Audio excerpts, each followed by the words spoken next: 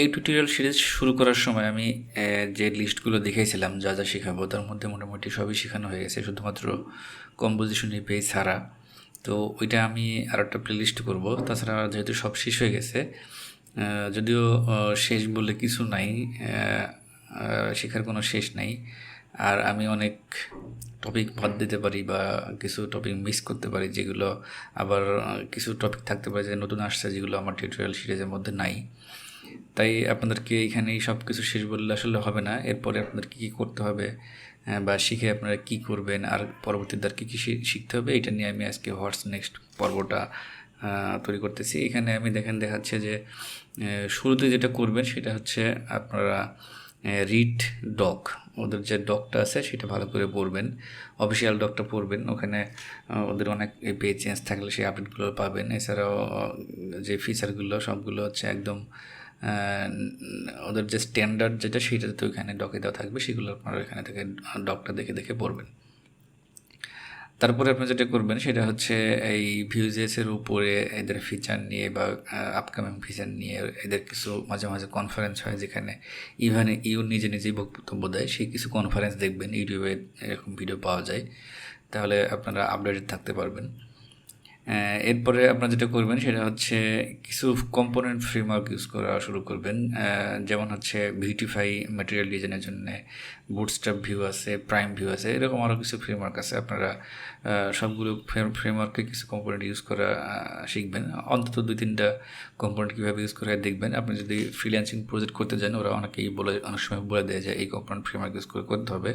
তাই আপনাদের সবচেয়ে ভালো হয় হচ্ছে কিছু কম্পোনেন্ট ফ্রেমওয়ার্ক ইউজ করে প্র্যাকটিস করা, যাতে আপনার আয়ত্তে থাকে যেভাবে এই কম্পোনেন্ট ফ্রেমওয়ার্কটি ইউজ করতে হয়।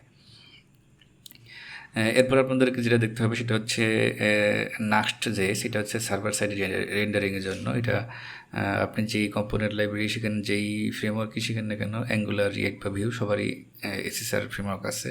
ভিউজেসের জন্য যেটা আছে সেটা হচ্ছে নাক্সট জেস। এটা শিখলে আপনার এসিএ যদি করতে চান আপনার ওয়েবসাইটে, তাহলে এটা অনেক গুরুত্বপূর্ণ। এছাড়াও সার্ভার সাইডে রেন্ডারের জন্য এটা অনেক ইউজফুল এবং এটা আপনাদেরকে শিখতে হবে।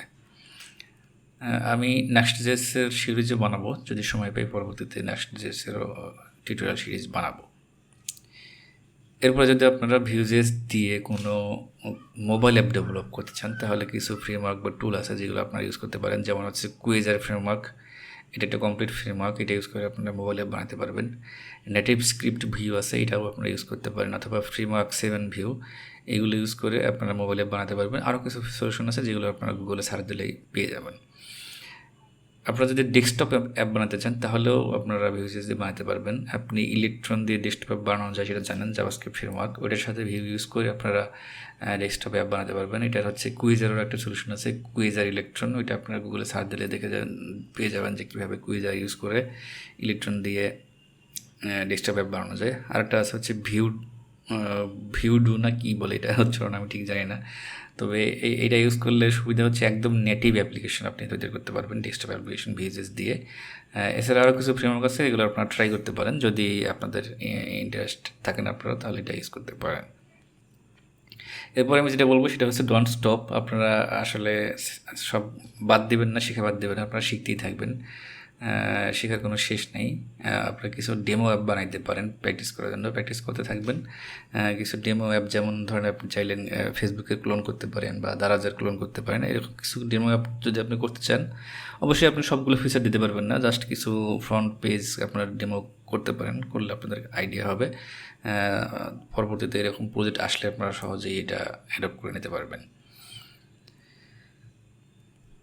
আর যদি আপনারা প্র্যাকটিস করতে গিয়ে কোনো সময় স্টাফ হয়ে যান, তাহলে আমাকে মেসেজ দিতে পারেন ফেসবুক গ্রুপে। আমার Vue.js বাংলাদেশ নামে একটা গ্রুপ আছে, সেখানে আপনারা কোনো পোস্ট করলে কোনো সমস্যা নেই। আমি আশা করা যায় সেখানে সব প্রশ্নের অ্যান্সার দেবো। তো এই ছিল মোটামুটি আমাদের পুরো প্রজেক্টের টিউটোরিয়াল।